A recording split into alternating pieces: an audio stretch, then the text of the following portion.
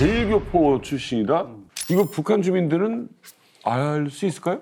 북한 주민들은 아직 그 김정은의 생모가 고영희인지 또 고영희가 제일동포 출신인지 이런 내용들을 다 모르고 있습니다. 뭐 알게 되면 제 생각에는 아마 북한의 최고위층이나 알게 되겠는지. 그러니까 저 같은 경우에도 고영희의 존재는 알고 있었지만 그러니까 그 고영희의 출신 성분이라든가 이런 내용은 아예 몰랐었거든요. 근데 해외에 나와서 인터넷을 보면서 제가 알았습니다.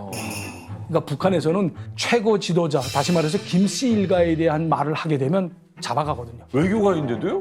외교관이라고 하지만 북한 사람 아니니까 저도. 그러니까 북한의 룰을 따라야 되는 거죠. 예, 그러니까 북한에서는 이제 김씨 일가를 가리켜서 가계라고 하는데 이 가계에 대한 말을 하게 되는 경우에는 욕주족을 해가지고 이 그 고구마 캐듯이 근원까지 100% 다 캐냅니다.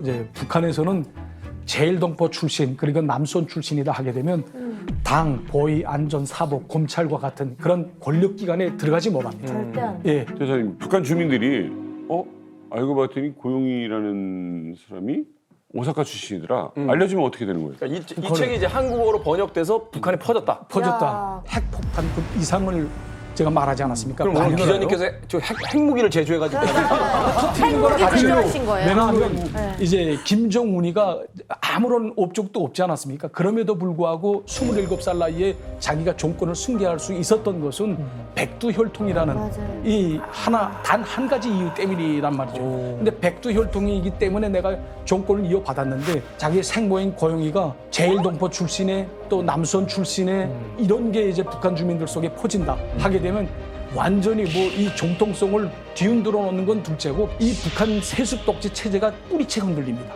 그렇기 때문에 핵폭탄급 이상이라고 제가 얘기했던 거예요. 엄청난 걸 수 있어요. 많은 탈북민들이 그러니까 제가 어렸을 때도 왜 최고사령관 동지는 어머님이 없을까 그 생각을 많이 했어요.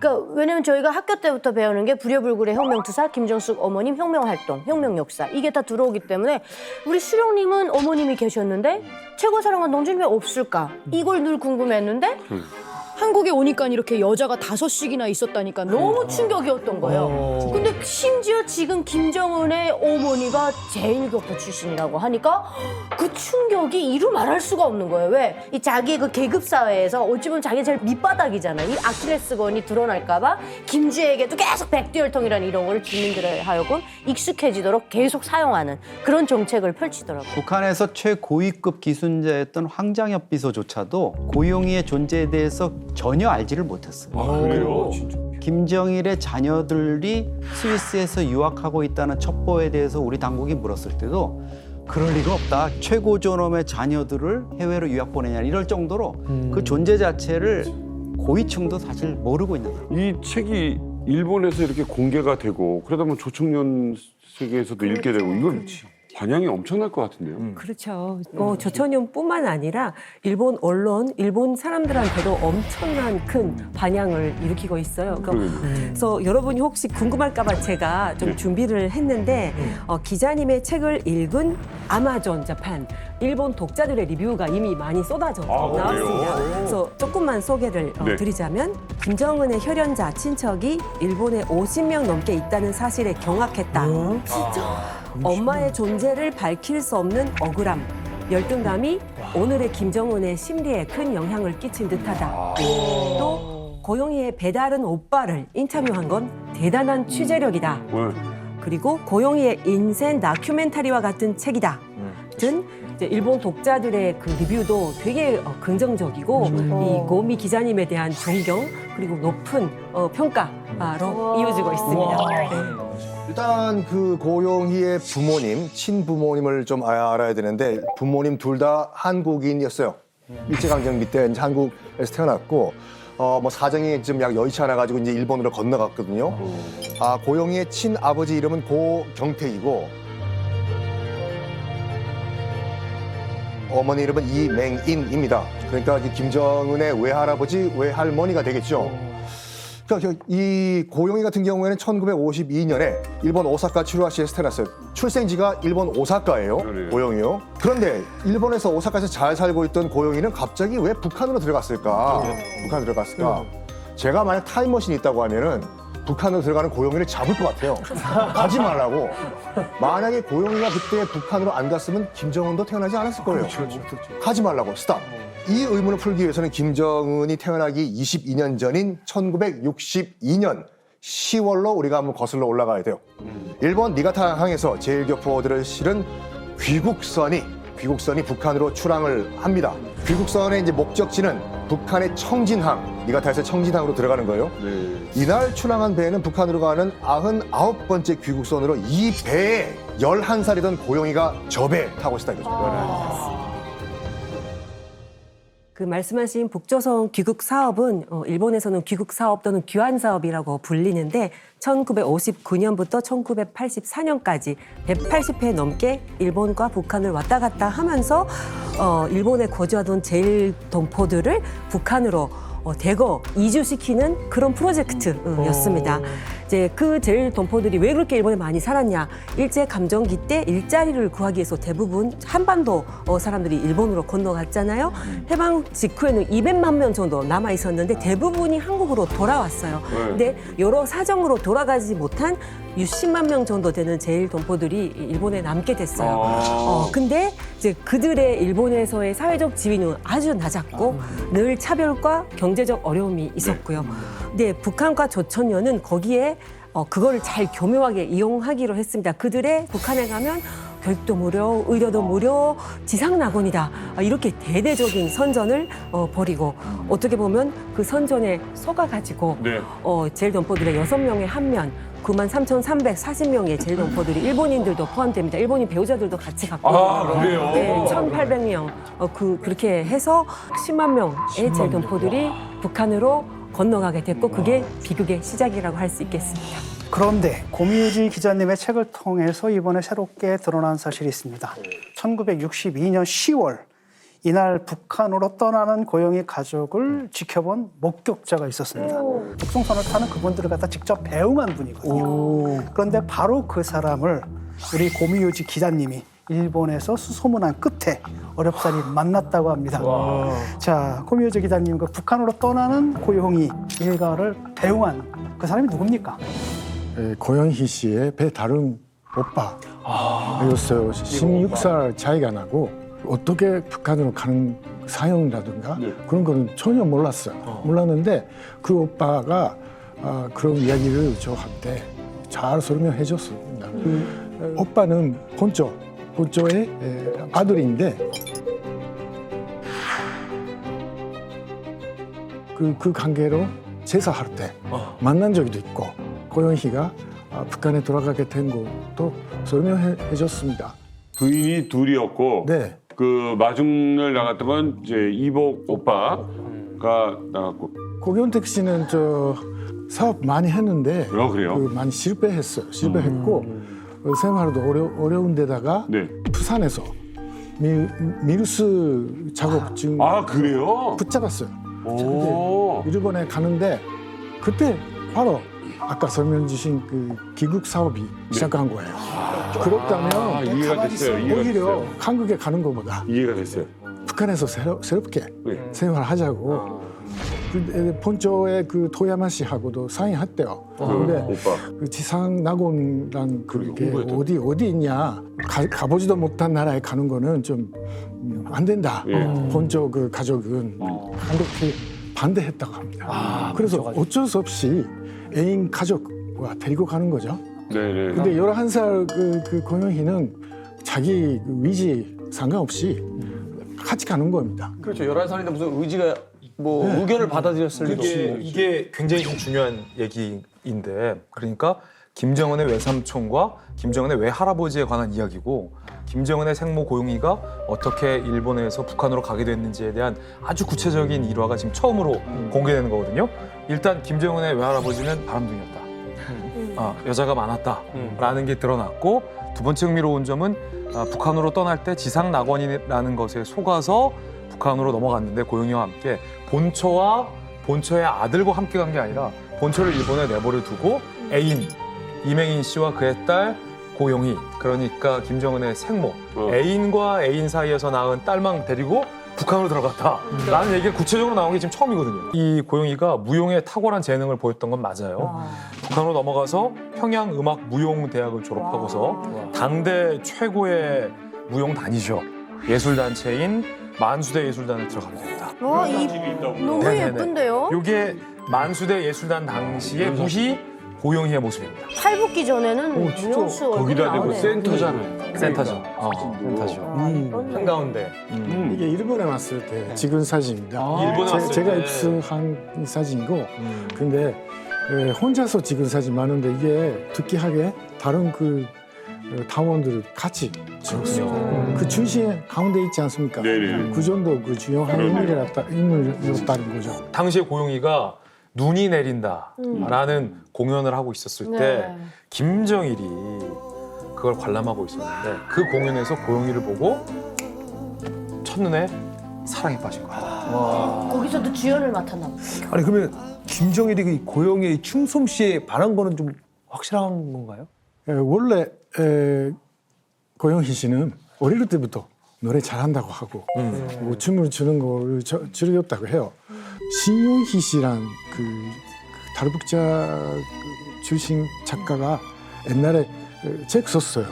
그 책을 보면 만수대 예술단 돈짠상인데 고영희 씨가 춤을 추는 그 연습실 김정일이 자주 와서 보고 눈에 띄고 어느 날 갑자기 사라졌다고 해요.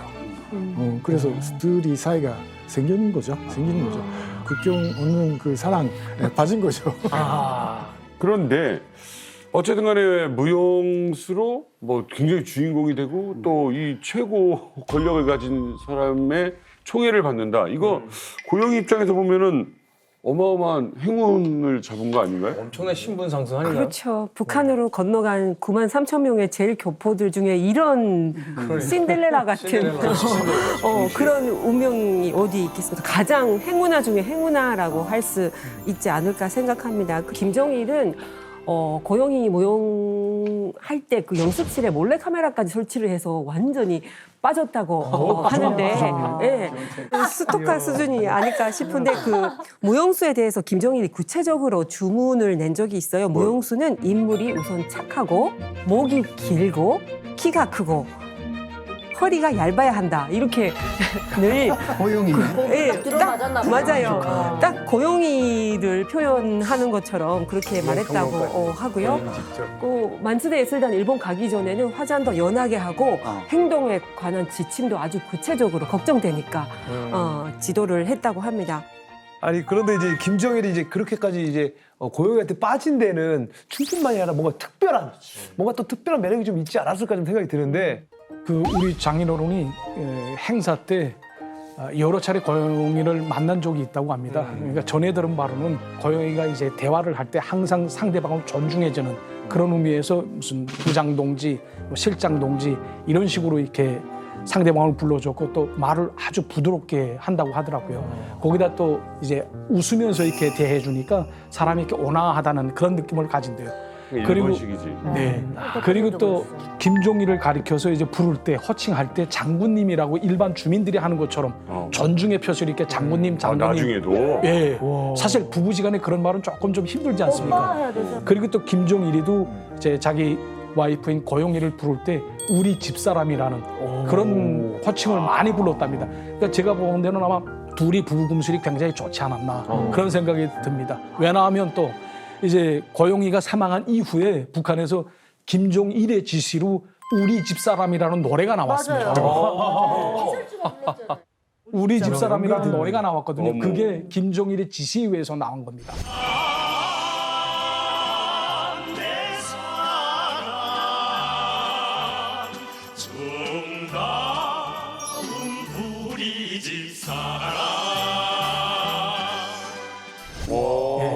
아니 사모님께서는 유대사님 뭐라고 불러요? 장군님 아니 북에서 부르실 때랑 남한에 와서 부르실 때랑 어떻게 뭐 차이가 그거죠. 자기야 이런 자기야 이런 자기라고요? 한국에서 이제 아닙니다. 원래 자기야라는 말이 저희 아버지도 우리 집 그 어머니한테 부를 때 북에서? 자기 있잖아 자기야 이런 식으로 했거든요. 북에서? 북한에서 그렇게 얘기했어요. 저는 북한에서 뽀뽀할 때도 동지 1, 2 오시라요. 이럴 줄 알았어. 자기야라는 말을 합니다. 그럼 유 대사님은 사모님은 뭐라고 불러요? 예? 자기? 아니 그저 허니. 아니 솔직히 예 구세주라고 합니다. 와 스윗한데요? 진저스라고 부른다고 해요? 진저스라고? 지금 핸드폰도 저희 집사람 구세주로 돼 있어요? 예 진짜? 근데 왜 이렇게 막 안쓰럽지? 세상에. 나의 구세주가 나의 구세주. 북한에 있었으면 야 했을 텐데. 사시 자본주의 물이 드셨구나. 대박이 됩니다. 아니 돈을 탈라고 해도 구세주님한테 빌부터 해야 되니까. 그러니까 김정일이 왜 고용희한테 빠질 수 없었느냐 이거는 그 앞에 동거를 했던 김정남의 엄마 생모인 성혜림을 보면 알 수 있습니다. 성혜림은 사실 원래 결혼을 해서 남편이 있던 유부녀였어요. 근데 김정일이 이제 그 친구의 집에 드나들다가 그 형수를 보고 매력을 느껴가지고 강제로 이혼을 시키고 동거를 한 거거든요. 동거를 하고 이렇게 하는데 사실 연상녀고 김정일이 42년생인데 몇 년 연상녀고 60년대 말에 만나가지고 뭐 불같이 사랑을 했지만 71년에 첫 아들인 이제 김정남을 낳고 나서 사실 곧바로 시들해진 거죠. 근데 그때 연상녀가 아니라 자기보다 한 10년 아래인 고용희가 나타난 거잖아요. 젊은 여인이. 그리고 얼굴도 사실 우리가 보면은 북한으로 보면 미인형이 아니에요. 그렇죠. 약간 가늘고 길고. 길고 이래가지고 코도 길어서 북한 권력층들 사이에 뭐 빵코라는 이름으로 불렸다 그래요. 코가 길어서 아마 방코라고 뭐 이렇게 불렸고 별로 좀 이렇게 권력 핵심층에서는 별거 아닌 걸로 여겼는데 결국은 뭐 자기 취향이지. 최고 권력자인 김정일의 마음을 사로잡고 누릴 걸 다 누리고 자기 뜻을 이루고 간 거죠. 그러니까 김정일 자체가 뭐 남한 드라마, 영화 또 그 외국 영화 같은 걸 많이 봤잖아요. 아마도 그게 어떤 미적 감각 같은 맞아요. 것도 맞아요. 북한보다는 조금 더 서구화된 그런 어떤 감각이 있지 않았을까 하는 또 생각이 저는 듭니다. 김정일은 취향이 순수 북한산 여성 아니었던 것 아니죠. 같아요.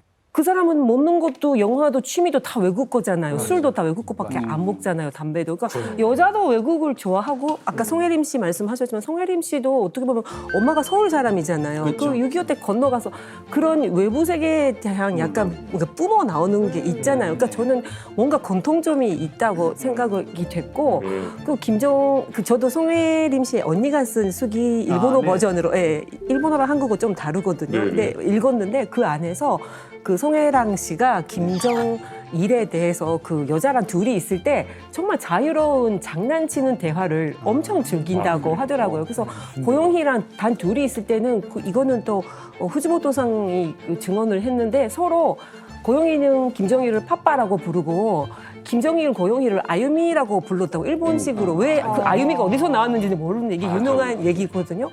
그러니까 보면 그런 치고받고 자유로운 대화 즐길 수 있는 상대가 될 수 있는 게 순수 북한에서 태어나고 자란 여성한테는 조금 그러네요. 어렵잖아요. 그 자유 세계를 알기 때문에 고용희가 그거를 충분히 감당을 할 수 있었던 것 같고 그게 매력으로 또 김정일한테는 다가갔던 것 같습니다.